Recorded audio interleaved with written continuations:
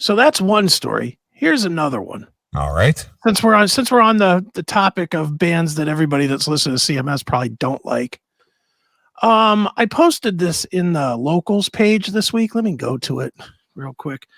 Band that I used to like, but now I cannot fucking stand.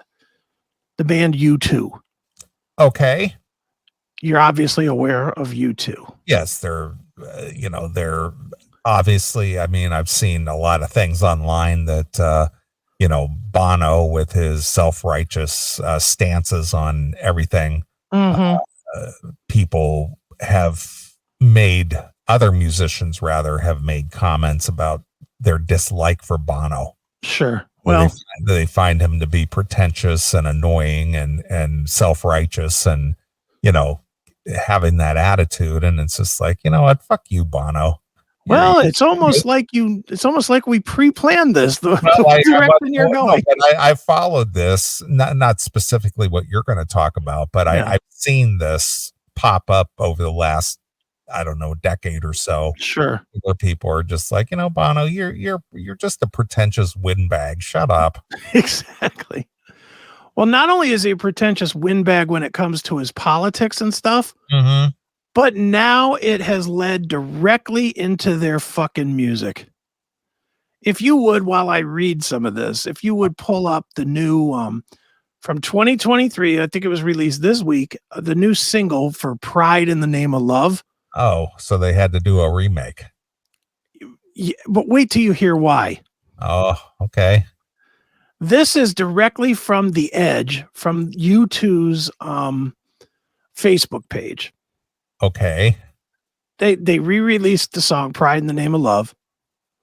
And they did a whole album of re-recordings of their other hits, their old hits.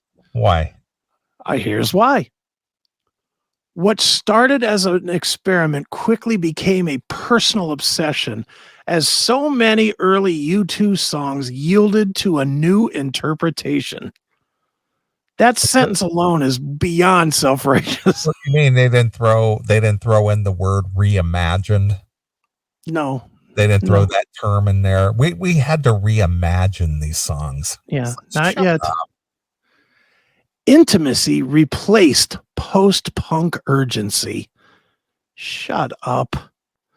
New keys, new chords, new tempos, and new lyrics arrived. It turned out that great songs are kind of indestructible. So why are you ruining them then? Yeah.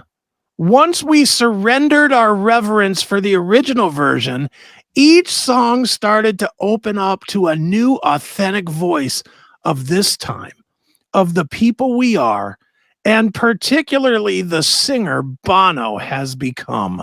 Ugh. I hope you like our new direction, The Edge. What a pompous dick statement that is. These songs are so fucking important that we have to redo them. Right. To recognize the greatness of our great leader, Sir Bono. Right. Get the fuck out of here with this shit. But wait till you hear this dreary shit. Now, I like this song, the original. Yeah. Well, the original is kind of what put them on the map. Yeah. Wait till you hear this. This is certainly gonna redefine the legacy of U2. Oh, can't wait. All right. I wasn't aware of this, so this will be a first time listen for me. Exactly.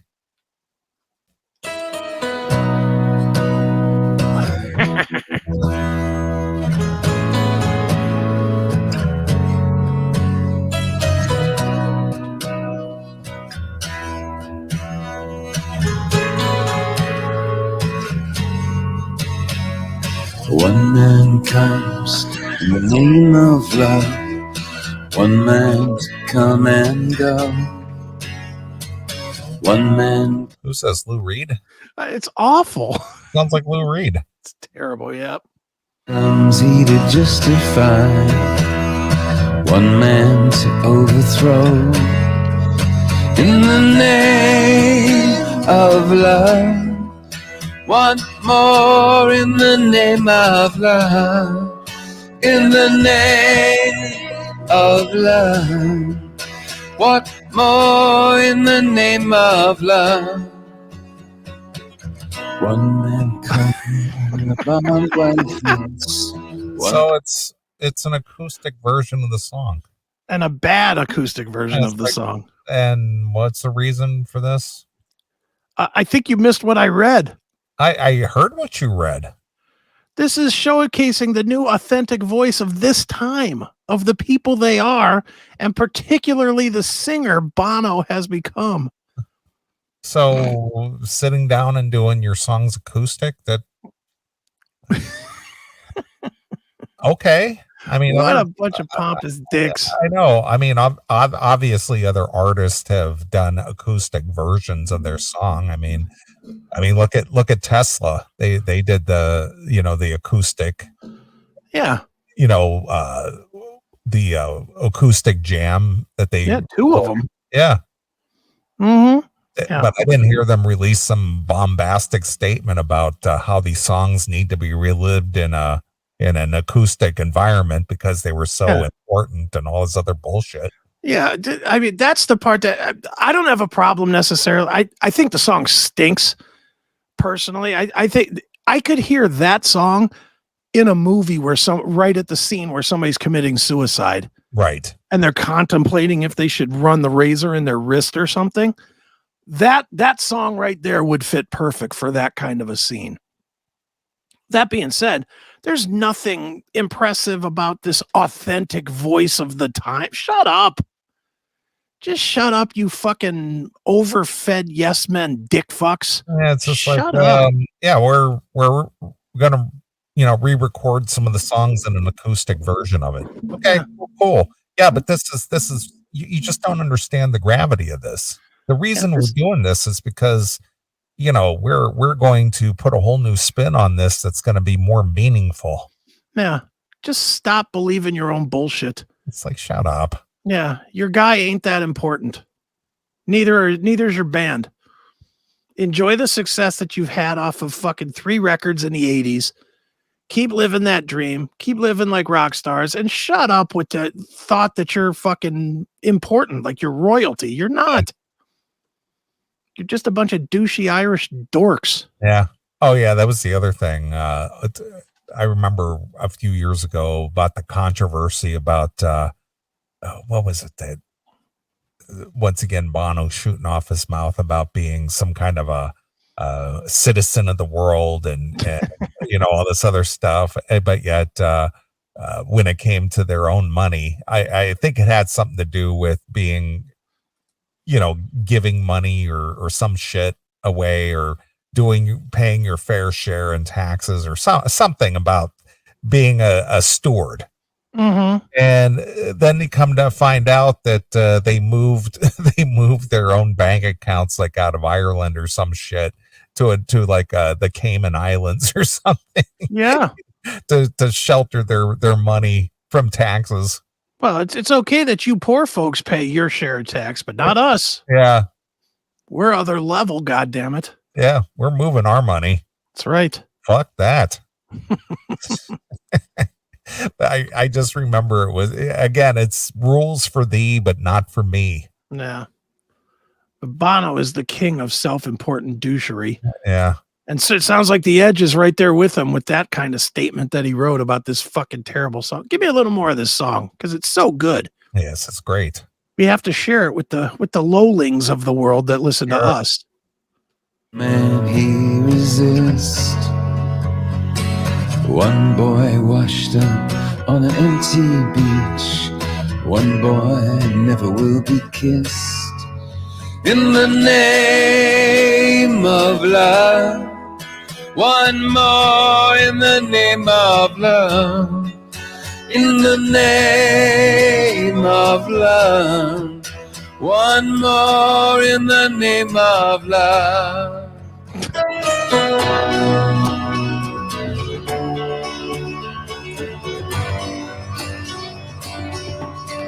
Listen to that incredible work.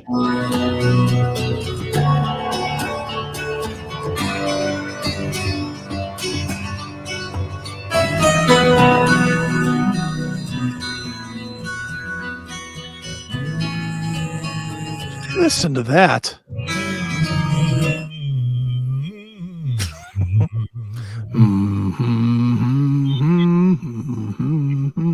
See a crash dummy now. Yeah, well, he's a dummy, all right.